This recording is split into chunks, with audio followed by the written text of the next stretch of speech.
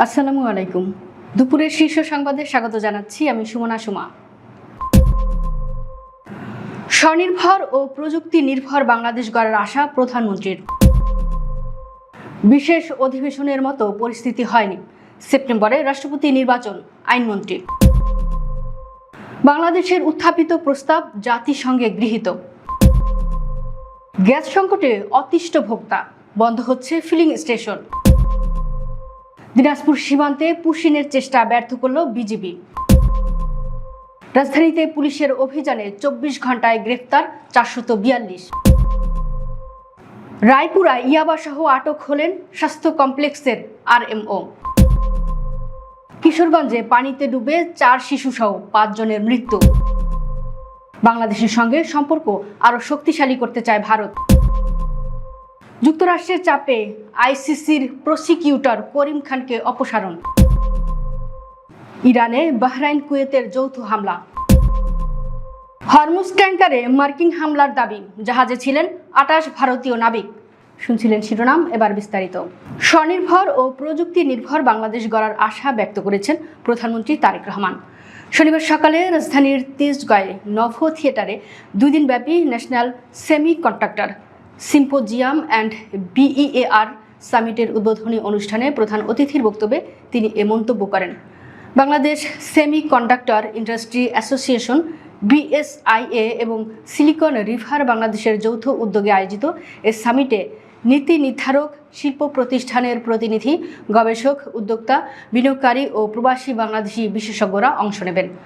দুদিনে 11টি plenary session, 7টি কৌশলগত panel আলোচনা এবং প্রযুক্তি প্রদর্শনী অনুষ্ঠিত হবে। বিশেষ অধিবেশন ডেকে রাষ্ট্রপতি নির্বাচন করার মতো পরিস্থিতি হয়নি উল্লেখ করে আইন, বিচার ও সংসদ বিষয়ক মন্ত্রী মোহাম্মদ আসাদুজ্জামান বলেছেন, আগামী সেপ্টেম্বরের অধিবেশনে পরবর্তী রাষ্ট্রপতি নির্বাচন করা হবে।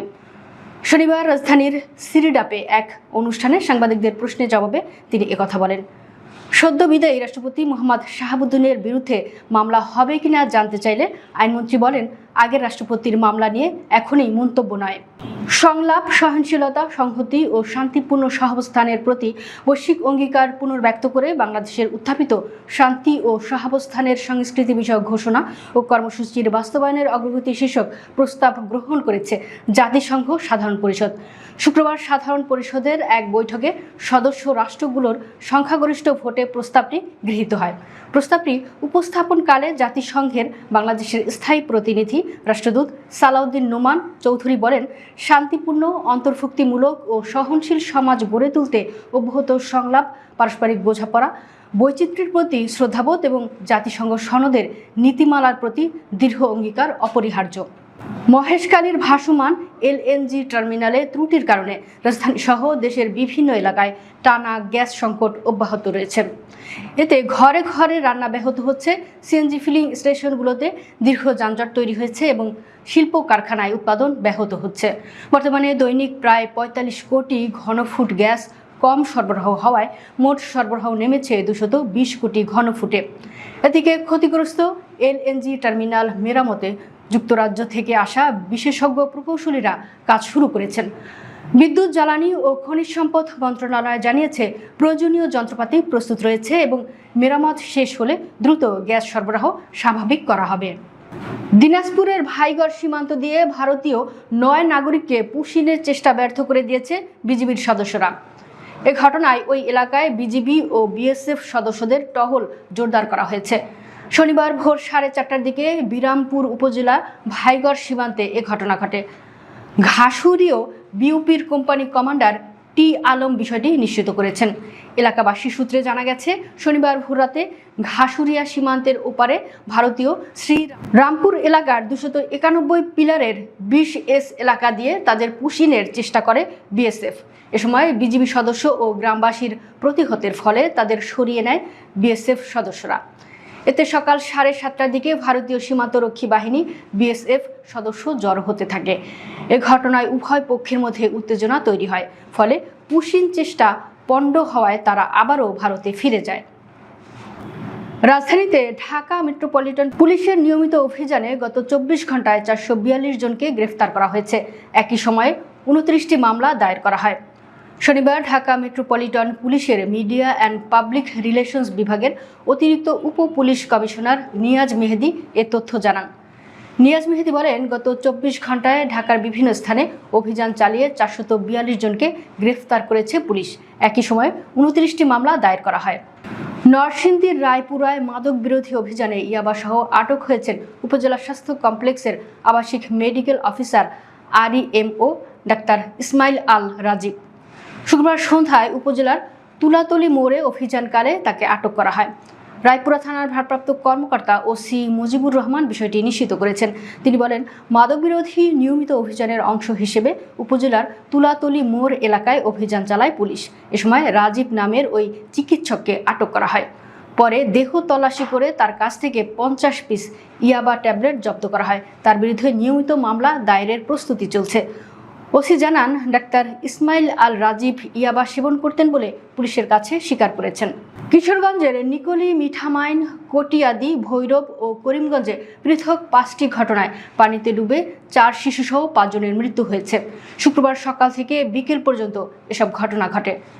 নিহতরা হলেন নিকলি উপজেলার কারপাশা ইউনিয়নের নানশ্রী গ্রামের নজরুল ইসলামের ছেলে মোহাম্মদ হাকিম, গাজীপুরের টঙ্গী এলাকার এরশাদ নগরের 8 নম্বর ব্লকের বাসিন্দা আলমগীর হোসেনের ছেলে আরিফ হোসেন, কটিয়াদি উপজেলার লোহাজুরি ইউনিয়নের দক্ষিণ লোহাজুরি গ্রামের মজলু মিয়ার ছেলে নাইম মিয়া, ভৈরব উপজেলার জগন্নাথপুর মধ্যপাড়া এলাকার মোহাম্মদ সোহেল মিয়ার ছেলে শুভ ইসলাম শরণ ও কিশোরগঞ্জ সদর উপজেলার গাইটাইল পেট্রোল পাম্প এলাকার মোহাম্মদ আবু বাক্কার মাস্টারের ছেলে ফিজিওথেরাপিস্ট মোহাম্মদ বাসিরউদ্দিন মিলন। বাংলাদেশের সঙ্গে দ্বিপক্ষীয় সম্পর্ক আরও জোরদারের প্রত্যাশা ব্যক্ত করেছে ভারত। শুক্রবার ভারতের পররাষ্ট্র মন্ত্রণালয়ের সাপ্তাহিক ব্রিফিংয়ে প্রশ্ন করা হয়, বাংলাদেশ সম্প্রতি ভারতে 2 জন প্রেস কর্মকর্তা নিয়োগ দিয়েছে। অতীতের সামাজিক যোগাযোগ মাধ্যমে তাদের ভারত বিরোধী অবস্থান নিয়ে আলোচনা ছিল। এ বিষয়ে ভারতের দৃষ্টিভঙ্গি কি? জবাবে মুখপাত্র রণধীর জয়সওয়াল বলেন, বাংলাদেশ সম্প্রতি ভারতের নিয়োগ দেওয়া 2 প্রেস কর্মকর্তার বিষয়ে নয়াদিল্লিকে অবহিত করেছে। তিনি জানান, বাংলাদেশ ভারত সম্পর্ককে আরও এগিয়ে নিতে ভারত আগ্রহী এবং এর লক্ষ্যে দিল্লিতে অবস্থিত বাংলাদেশ হাই কমিশনের সঙ্গে ঘনিষ্ঠভাবে কাজ করতে চায়।